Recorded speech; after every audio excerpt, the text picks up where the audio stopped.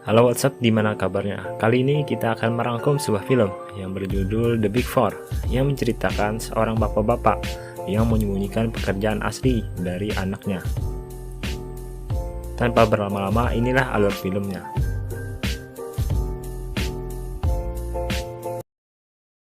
Film dibuka dengan seorang biarawati yang mengantarkan anaknya ke panti asuhan. Namun, ternyata panti asuhan ini adalah sebuah tempat untuk perdagangan anak-anak, yang dimana organ tubuhnya nanti akan dijual. Di sini kita akan diperkenalkan dengan tokoh pelor yang sedang menyamar dalam tim penyergapan sebagai umpan.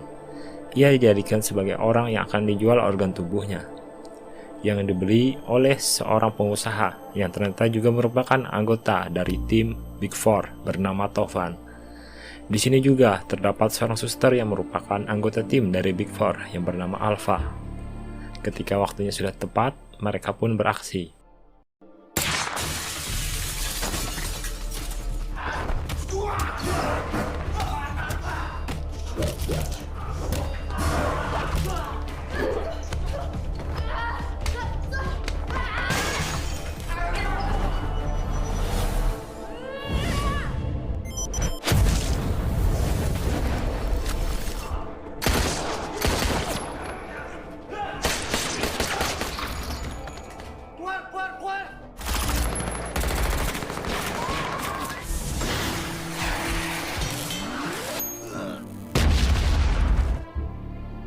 Di saat mereka telah menghabiskan seluruh musuh dan membawa anak-anak keluar dari tempat tersebut, mereka terjebak ketika pasukan bantuan tambahan datang.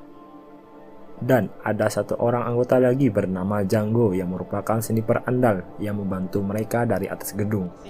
Kayaknya sungkan betul mau minta tolong gitu. Tentraman.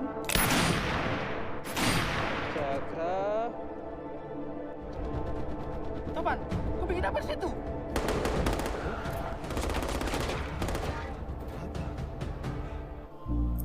Dan inilah The Big Four. Pemimpin dari Big Four ini adalah seorang orang tua yang telah mengasuh mereka dan mendidik mereka menjadi seorang pembunuh bayaran. Bapak tersebut bernama Pak Petrus. Pak Petrus memiliki seorang anak bernama Dina yang akan dilantik menjadi seorang polisi. Pak Petrus menyempatkan diri setelah menjalankan misi untuk berfoto bersama anaknya. Anaknya boleh dekat lagi sama bapaknya. Geser lagi sampai nempel. Namun, Dina nampak marah karena ayahnya selalu saja menyembunyikan apa yang sedang ia kerjakan hingga membuat Dina kesal di perjalanan pulang. Ada banyak hal yang nggak bisa papa ceritain sama kamu. Jujur boleh, bohong juga nggak apa-apa. Dina nggak apa-apa, beneran nggak apa-apa. Dina. Di markas bersama anak-anak, Pak Petrus memberitahukan kepada mereka semua bahwa ia telah memutuskan untuk pensiun, meskipun mereka selalu berhasil sebagai pembunuh bayaran dan membunuh orang-orang yang sebenarnya layak dibunuh. Pak Petrus memutuskan berhenti setelah sekian lama. Diketahui bahwa The Big Four ini diasuh oleh Bapak Petrus dari kecil untuk dijadikan sebagai mesin pembunuh. Pak Petrus berkeinginan setelah pensiun untuk mengelola villa kecil di pinggir pantai bernama Villa Paradise, dengan alasan kuat bahwa ia tidak ingin lagi menjadi seorang kriminal karena keselamatan anaknya, Dina yang akan menjadi polisi nanti bisa terancam jika masih mengerjakan pekerjaan yang kotor serta memiliki banyak musuh. Di hari pelantikan Dina menjadi anggota kepolisian, Dina terlihat gelisah karena bapaknya tak kunjung datang. Di sini komandan yang bernama Pak Hasan, yang juga merupakan sahabat dari Pak Petrus, mencoba menenangkan Dina. Beralih scene, Pak Petrus ternyata ditemui oleh seseorang yang memakai pakaian hitam. Ia mengecoh Pak Petrus dengan mengirimkan sebuah bunga hingga ia berhasil masuk ke rumah dan membunuhnya.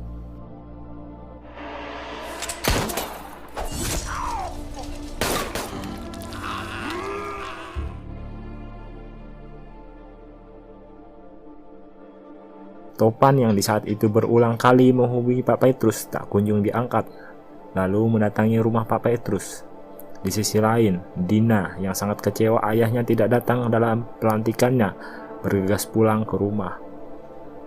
Sesampainya di rumah, betapa terkejutnya ia ketika melihat seseorang pria yang sedang berada di samping mayat ayahnya dengan memegang sebuah pisau. Dengan sebuah pistol yang berada di lantai, Dina pun langsung menembak hingga pembunuh itu kabur. Dina sangat sedih atas meninggal ayahnya. Namun ternyata sosok tadi adalah Topan yang sedang mendatangi Pak Petrus dan mencoba menyelamatkannya. Namun malah dituduh Dina sebagai pembunuh ayahnya. Topan sendiri menderita sebuah luka tembak di tangan kanannya.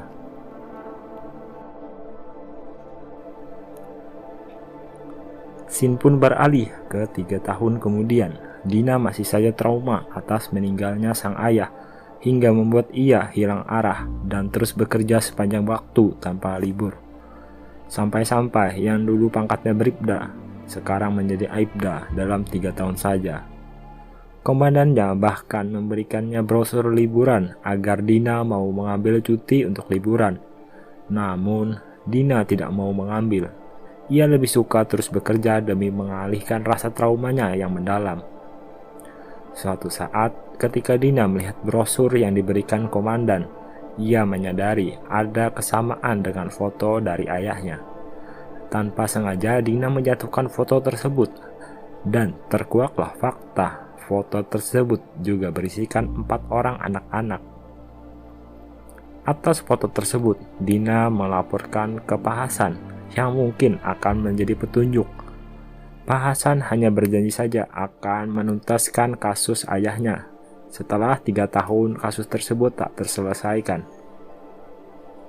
Dan Dina akhirnya mau mengambil cuti. Saya ambil cuti. Ia berniat akan menuntaskan kasus pembunuhan ayahnya sendiri. Di suatu tempat terjadi pembunuhan dan kudeta yang dilakukan oleh seseorang bernama Antonio. Ia mengambil alih kepemimpinan dari seorang pemimpin kriminal. Ia dikenal dengan kemahirannya dalam melempar pisau. Gak bisa lu telat-telatan gini.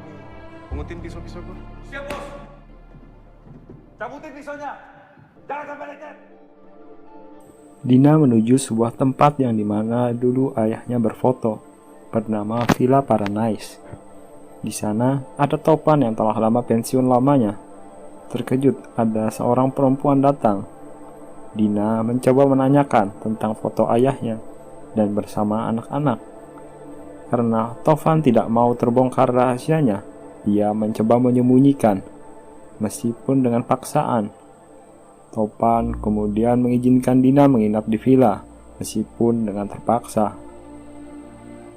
Topan menyadari Dina diikuti oleh orang jahat, dan benar saja, kedua orang ini menanyakan keberadaan Dina, kemudian langsung menyerangnya.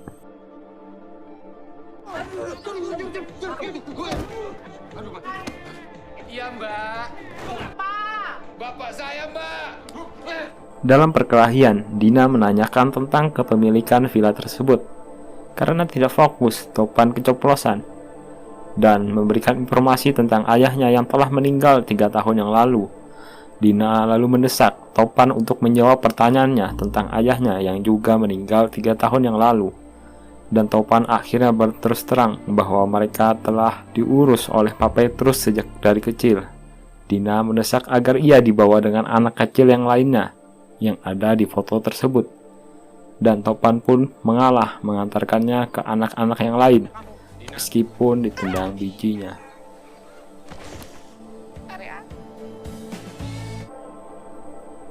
Di sebuah tempat di dalam hutan, ternyata mereka menemui Django yang telah lama pensiun. Ia sekarang menjadi seorang dukun dan pendiri sekte. Django agak marah dengan Topan, membawa orang yang diikuti oleh 2 orang pembunuh yang bisa membuat tempat perdukunannya yang telah didirikannya rusak karena tidak fokus dan marah kepada Topan. Django kemudian memberikan ramuan minuman yang salah kepada Dina, yang membuat Dina menjadi sakau dan perilakunya tidak terkendali.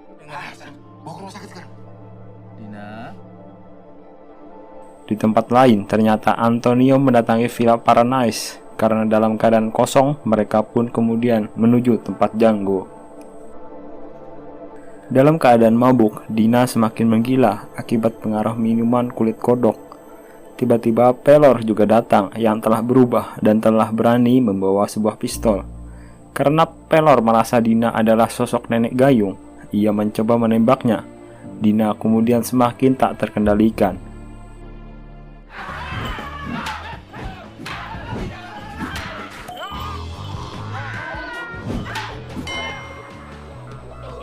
Terpaksalah Django membius dan mengikat di tiang. Dina ternyata masih saja mabuk ketika mereka berdiskusi agar Dina bisa diselamatkan dari incaran pembunuh. Dan kemudian ketika melihat keluar, Dina sudah tidak ada. Di saat itu, ternyata Antonio dan pasukannya menyerang.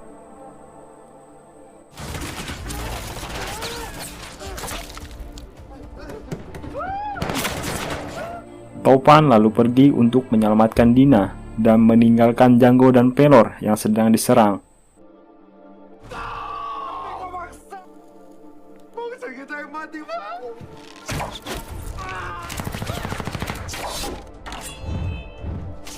Di tempat lain, Topan berusaha menyelamatkan Dina dari serangan musuh.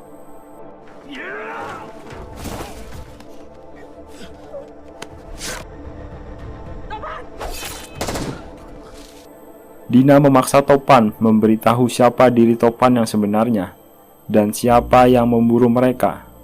Topan yang tak cukup banyak waktu langsung bergegas kembali menolong saudaranya. Dalam kondisi diserang, Django meminta Pelor untuk menyelamatkan diri. Membiarkan ia berkorban, ia pun mengucapkan salam perpisahan. Dan sebelum ucapan salam perpisahan selesai, Pelor pun sudah kabur dahulu. Misi mereka. Dulu waktu kita masih kecil, saya selalu lindungi kamu. Pelor babi. Dengan senjata yang ada, Django yang terkenal sebagai penembak yang handal ternyata sudah berkurang kemampuannya karena telah lama pensiun.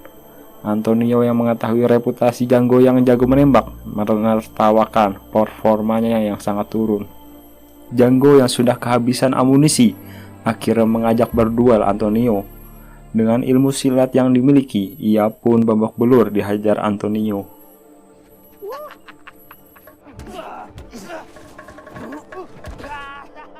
Pelor yang kabur dihadang oleh musuh. Beruntung ia diselamatkan oleh Dina yang kebetulan diminta sutradara di tempat tersebut. Di tempat lain, Topan yang pergi ke tempat Django bertemu dengan pasukan musuh dan berhasil menyandra seorang pasukan. Dengan sandera tersebut, ia mencoba bernegosiasi. Antonio yang tak punya hati langsung menembak temannya sendiri. Terjadilah perkelahian di antara keduanya.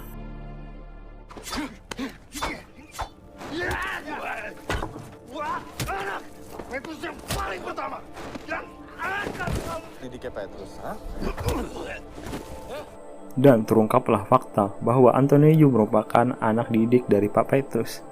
Namun kemudian Pak Petrus membuangnya. Ketika Antonio ingin membunuhnya, muncullah lagu Pantura yang mengalihkan perhatiannya.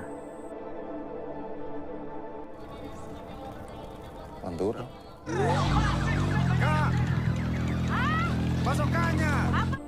Pelor dan Dina yang telah menyiapkan serangan dadakan melancarkan serangan hingga Django dan Topan bisa kabur.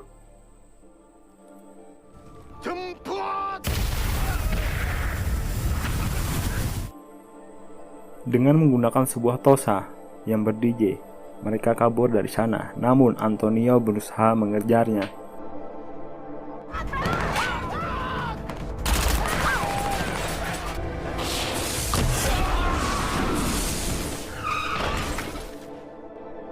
Istirahat untuk mengobati luka Topan. Topan menjerit kesakitan yang ternyata Django membersihkan luka dengan produk pembersih lantai.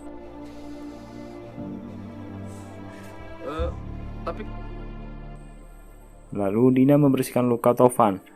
Sekujur tubuh Topan penuh dengan luka. Ketika Dina melihat luka tembak yang ada di tubuh Topan, ia teringat bahwa yang ia tembak saat dikontrakan ayahnya adalah Topan. Dina pun marah dan menuduh Topan sebagai pembunuh ayahnya. Di saat Dina pergi, Pelor mengajak Dina ke tempat Alpha untuk mendapatkan informasi yang sebenarnya. Antonio ternyata memiliki atasan yang memerintahkannya untuk membunuh Big Four. Django dan Tovan yang ditinggalkan berjalan kaki di tengah guyuran hujan. Tovan menduga bahwa Antonio lah pembunuh Pak Petrus. Sesampainya Pelor dan Dina di tempat Alpha, ternyata Alpha sekarang ketika pensiun telah menjadi biduan dan menjadi penjual senjata ilegal. Di tempat lain, Tovan dan Django menemui Bunglon yang dulu merupakan sahabat Pak Petrus. Di tempat Bunglon juga ternyata diserang oleh pasukan Antonio. Diketahui bahwa Antonio merupakan pemasok senjata terbesar di Asia Tenggara. Dan jika ia sudah memburu seseorang, pasti akan tewas. Lalu Tovan mengingat pesan terakhir dari ayahnya, bahwa yang membunuhnya adalah Suranto. Bunglon kemudian memberikan data-data dan terungkaplah fakta bahwa yang melakukan pembunuhan adalah anak didik Pak Petrus yang pertama bernama Suranto, yang sekarang beralih nama menjadi Antonio. Bunglon juga mengabarkan bahwa pasukan Antonio pergi menuju ke tempat Alpha. Bergegaslah Django dan Tovan pergi. Kemarin kepala putihku, sekarang kepala penculik. Antonio bertemu dengan seorang pasukan pembunuh bayaran yang baru bernama Vincent untuk menggantikan temannya yang ia bunuh tadi. Lalu mereka segera menuju ke tempat Alpha. Kita langsung ke lokasi yang perempuan.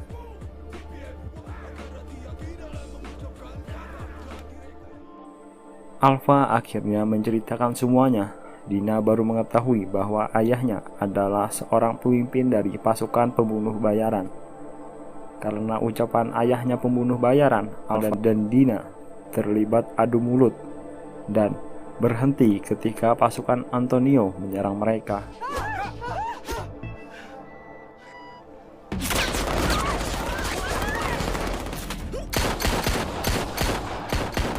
Di dalam peperangan, Alpha meminta Pelor untuk menyelamatkan 2 orang anak-anak yang berada di sana. Mereka pun berpisah.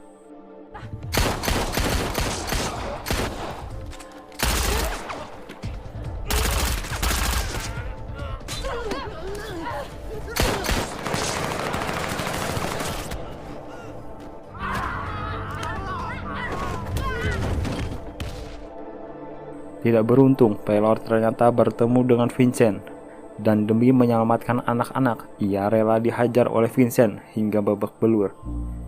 Ketika semua musuh telah dihabiskan oleh Dina dan Alpha, muncul kemudian asisten Antonio yang selalu membawa bazooka menyerang mereka. Dina tak sadarkan diri, lalu kembali disergap oleh pasukan Antonio. Beruntung, Tovan dan Django datang tepat waktu, menyelamatkan mereka dari sergapan musuh. Di dalam keadaan setengah sadar, Dina dibawa oleh Tovan di tengah serangan pasukan Antonio. Mereka pergi melalui kapal. Namun di sini Pelor tertangkap oleh pasukan Antonio.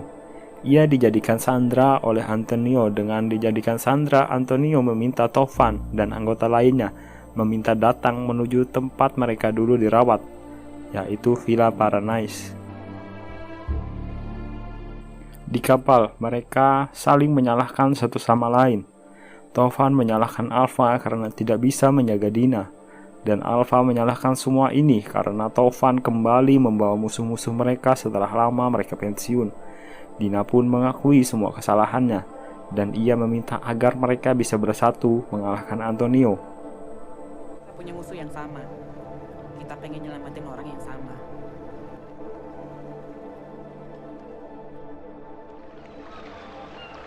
Pada malam hari di kapal, Alpha memberikan senjata mereka yang telah lama ia simpan ketika mereka pensiun. Alpha juga menyiapkan sebuah bom yang ia rakit sendiri. Ketika pemilihan senjata, Django tidak merasa cocok dengan senjata yang ada. Alpha kemudian memberikan senjata kesayangannya, sebuah sniffer yang dulu dicuri oleh Bunglon. Siska!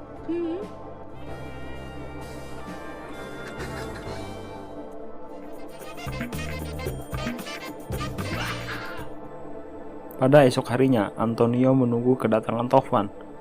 dan muncul sebuah Daihatsu tetap dan tiba-tiba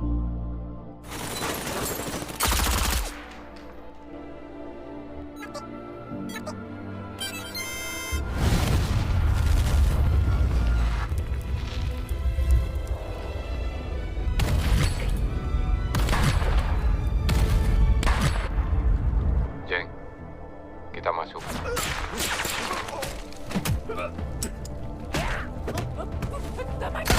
Dengan coveran Django, mereka pun sampai di depan pintu masuk.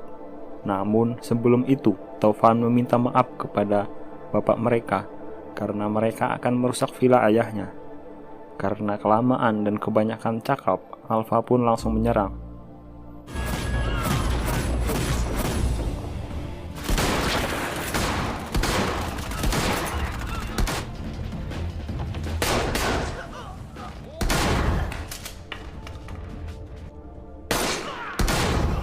Di lantai 2, Tovan dan Dina berpisah. Dina terpaksa berhadapan dengan Vincent, dan Tovan berhadapan dengan Antonio. Terlibatlah perkelahian sengit antara Antonio dan Tovan, serta perkelahian Dina dan Vincent.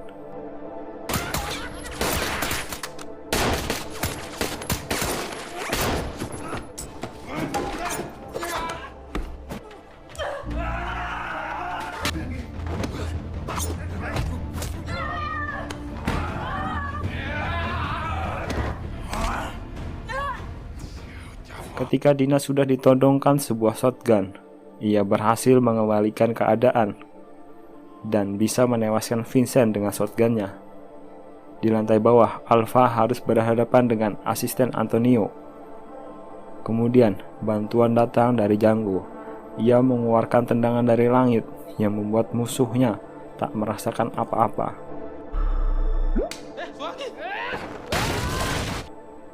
Namun karena pengalihan perhatian dari Django, Alpha bisa menghajarnya hingga tak sadarkan diri. Ketika Alpha mencoba menyadarkan Django, ternyata asisten tersebut masih bisa bangun dan menyerang dengan sebuah bazooka. Dan tiba-tiba, di sisi lain, Tovan masih berkelahi dengan sengitnya, yang mereka berdua sama-sama kewalahan. Di suatu saat, ketika Antonio sudah hampir dikalahkan, ia mengecoh Tovan dengan mengatakan, masih ada yang memerintahkannya untuk membunuh Petrus. Akibat hal tersebut, keadaan berbalik arah. Beruntung, Dina membantu dengan sebuah tembakan shotgun yang berisi peluru karet. Antonio masih bisa selamat dan mencoba menyandera Pelor. Tovan lalu mengecoh dengan memanggil nama Antonio, yaitu Suranto. Ia berhasil terpancing dan berhasil dibunuh oleh Tovan.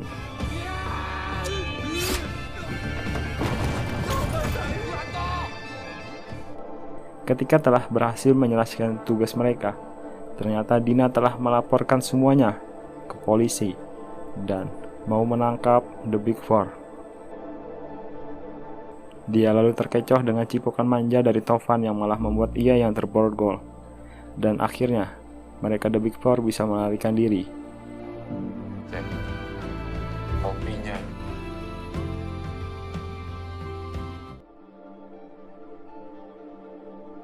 Dan di ujung film, kita akan diperlihatkan dengan Pak Hasan, komandan kepolisian yang melaporkan berita kaburnya The Big Four kepada seorang perempuan.